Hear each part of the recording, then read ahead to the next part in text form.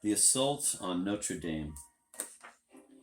At 11:10 a.m. on 9 April 1950, four young men, one got up from head to foot as a Dominican monk, entered Notre Dame in Paris. Easter High Mass was in progress.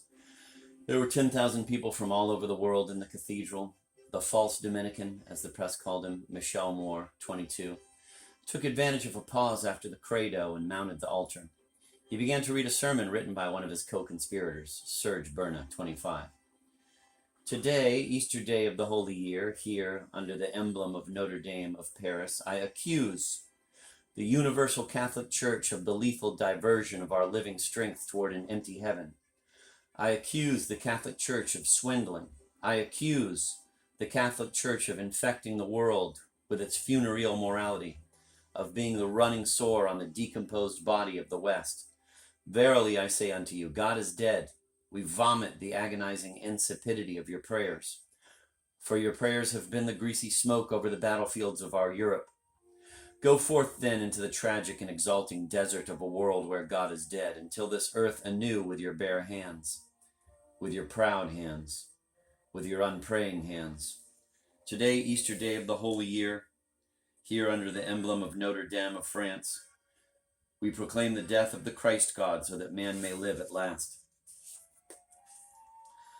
The cataclysm that followed went beyond anything expected by Moore and his fellows who had planned merely to let loose a few red balloons. The organist, warned that a disruption might take place, drowned out Moore just after he pronounced the magic words, God is dead. The rest of the speech was never delivered. Swords drawn, the cathedral's Swiss guards rushed the conspirators and attempted to kill them.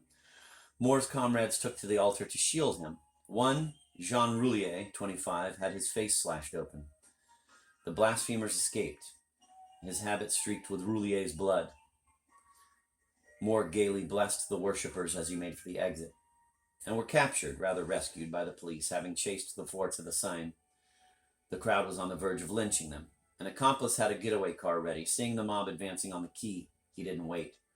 Mark, O, and Gabriel Pomerand, present in the cathedral, slipped away and headed straight for Saint-Germain-des-Prés to spread the news. The context of this event, which made the papers all over the world and is now forgotten, is no longer obvious. In 1950, religion had been granted a new respect, a new silence in its face. The campaign to get women off the job and back into the kitchen was matched by a campaign to get everyone back to church. The Pope, Pius XII, an anti-Semite whose fascist sympathies were only lightly veiled, was treated by even the secular press as beyond criticism, a dispensation never granted John XIII, or for that matter, Pope John Paul II. The action of the Notre Dame Four would be an outrage today. In its time, it was tantamount to murder. The following day, the New York Times devoted its first 4 full pages, to Easter around the world. The lead stories featured the Fifth Avenue Parade and the Pope's homily on the social gospel. The untoward Notre Dame incident received the same number of lines as an item from rainy London.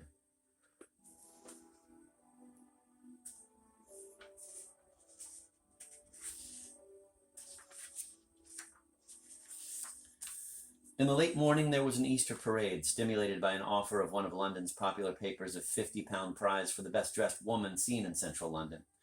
Radio, stage, and screen stars braved the weather wearing their best finery.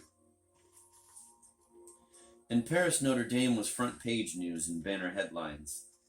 La Humanité, the Communist Party daily, denounced it. In more liberal terms, the unaffiliated Combat did the same. Quote, one recognizes the right of each person to believe or not to believe in God. One recognizes as well that farce is necessary and that in certain circumstances even practical jokes are defensible. But, sticking to its role as the popular forum for the avant-garde, the paper opened its pages to a debate on the matter. Led by André Breton, much of surrealist Paris rallied to the defense in letters that ran for days. The basic tone of these letters was oddly nostalgic. What was odd was the nostalgia for a past that had never quite happened, for great days that had not exactly been lived, for an explosion that never took place. The surrealists joyously proclaimed patrimony over a great public event, but within that joy was a vacuum of shame over their 20-year wait in cafes and galleries for bastard children to fulfill their legacy. It is fitting that the blow should have been struck here at the very heart of the octopus that is still strangling the universe, Breton wrote of Notre Dame. It was there, too, in our youth, I and some of the men who have been and are my traveling companions, Artaud, Crevel, Eluard, Perret, Prévert, Char, and many others, sometimes dreamed of striking it. In all his years as a tribune of revolt, had Breton ever yielded up so much surrealist territory, ever conceded that, as against an event, even a false one, a dream was just a dream? More took action, René Char wrote, as if More's crystallization of the surrealist spirit, if that was what it was, suddenly revealed Char's years as a resistance fighter as no more than a contemplative substitute for a confrontation with real life.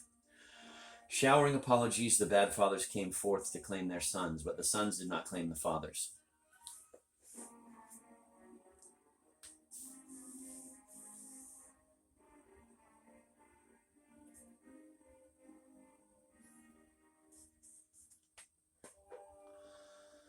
Of the 4 Illuminati combat, only More was held. The Archbishop charged him with impersonating a priest.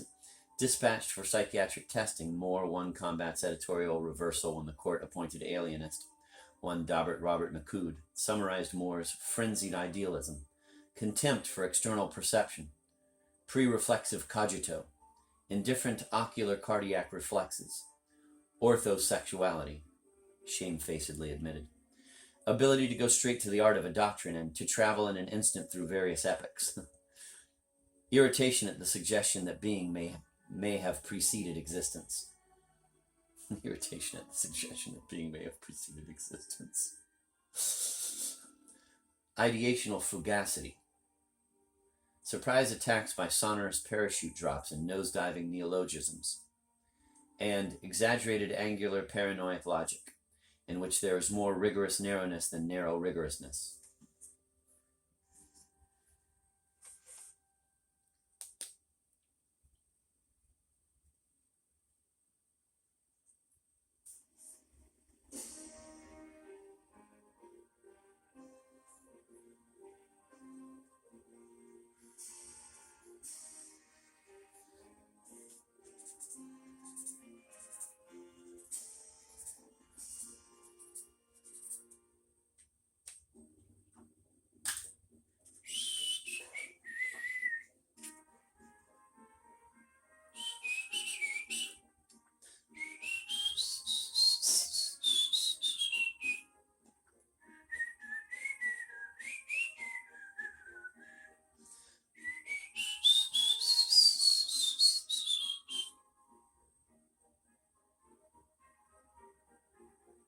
Hey.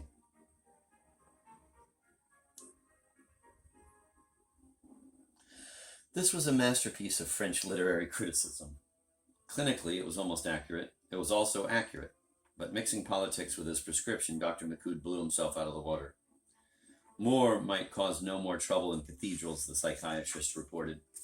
But short of confinement in an asylum, he posed a definite threat to public tranquility in middle-class districts.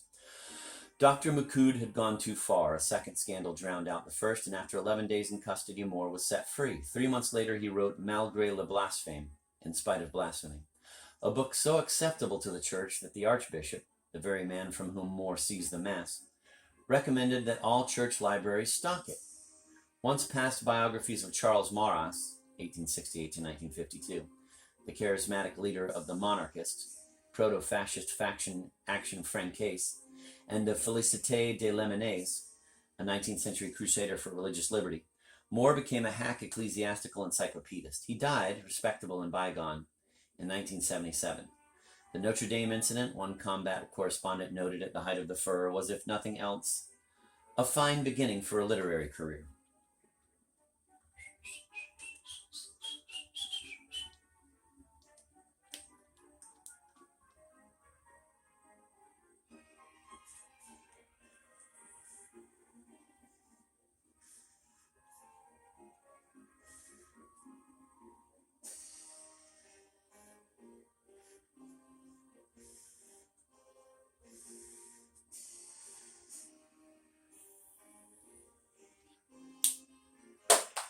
In spite of blasphemy remains an extraordinary document. Why, Murr wrote, had we not been able to adapt ourselves to the world?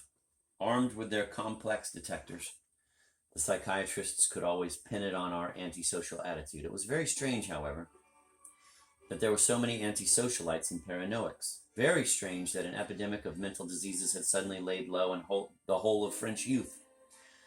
In this world where we had been looking for life, we had found only wreckage. We could have dreamt, as I had, of the good old days of prosperity, or tried to make a pilgrimage through the old institutions which once spread their blessings over the face of the earth. But all we could find were empty structures without a soul, all cracked, crumbling, and condemned. Ghosts of splendor, memories of vitality. In spite of ourselves, we had to indulge in a romantic taste for ruins and dead glory. We would force ourselves to keep quiet at the mention of our old dreams, accept the ruins and be happy in them, and become ruins ourselves, self-conscious, self-satisfied ruins. We had reached the point where we systematically went out of our way to find ugliness, evil, and error in everything. But for most of us, this was undoubtedly only a desperate show of bravado, a mask to conceal our disappointment at not having found truth, beauty, and good.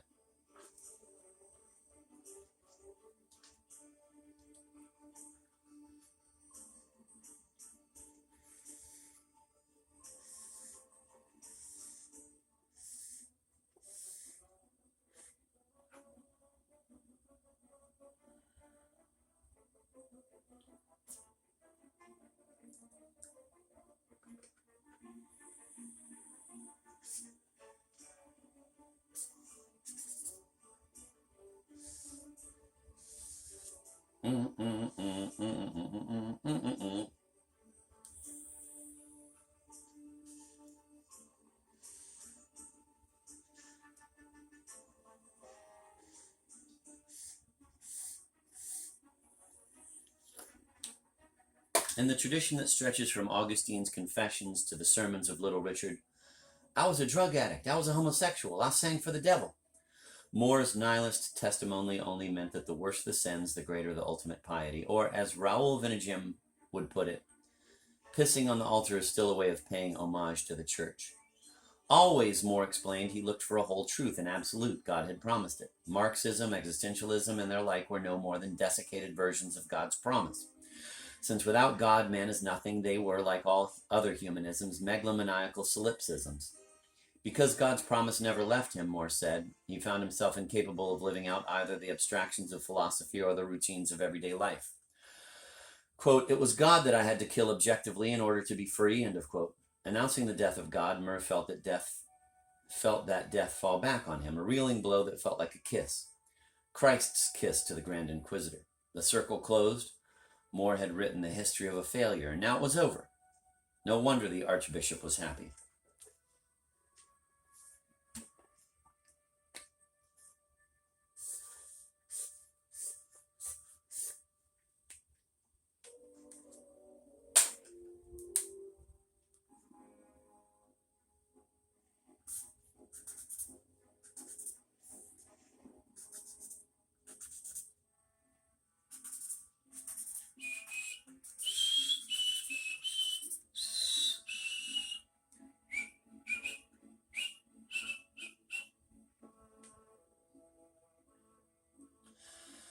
From the first day, the papers made the most of the irony that, quote, the false Dominican, end of quote, had once actually prepared for the priesthood. That was not the half of it. It had been a seeker's road. On it, one could travel in an instant through various epochs. To read In Spite of Blasphemy today is to begin in Paris in the 1940s. And then to find yourself in the mid-60s when every question was open, then in the early 70s when so many one-time questioners desperately surrendered to answers. It is to feel yourself carried forward to London in 1976 when More's, quote, we would become ruins, end of quote, would have been painted on punk jackets if the grammar hadn't been too fancy.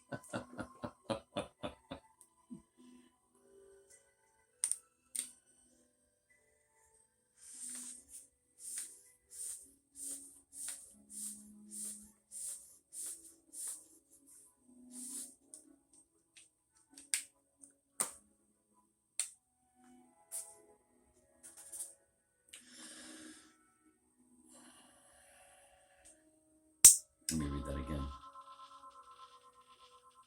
It is to feel yourself carried forward to London in 1976 when More's We Would Become Ruins would have been painted on punk jackets if the grammar hadn't been too fancy, and Jamie Reed's Sex Pistols slogan, Believe in the Ruins, wasn't already on them. To move backward to May 1968, when soon-to-be picturesque ruins, spray-painted on the Boulevard Saint-Michel, was graffiti advertising a vacation for tourists the new revolution promised would never be born, and then to cross the Boulevard Saint-Germain to the Rue de Four, to walk into a cafe called Minot's in the early 1950s when a few people who called themselves the Letrist International set out to keep the promise Moore had made and broken. For there was another tradition of the absolute moving alongside that of sin and redemption, the long line of fatal spells, the tradition of seeking ugliness, evil, and error in everything, the legend of the attempt to turn the mask of disappointment over the absence of truth, beauty, and good into a real face. As with the music of the Sex Pistols, the noise of the Dadaists, and the prophecies of the groups that formed around Guy Debord, the road Michel Moore took to Notre Dame is itself a version of the story I am telling, just as his event was sketched out in the versions that preceded it and was engraved in the versions that followed it. In the years that brought him to the cathedral, Moore acted out a secret history of a time to come, a time that would never know his name.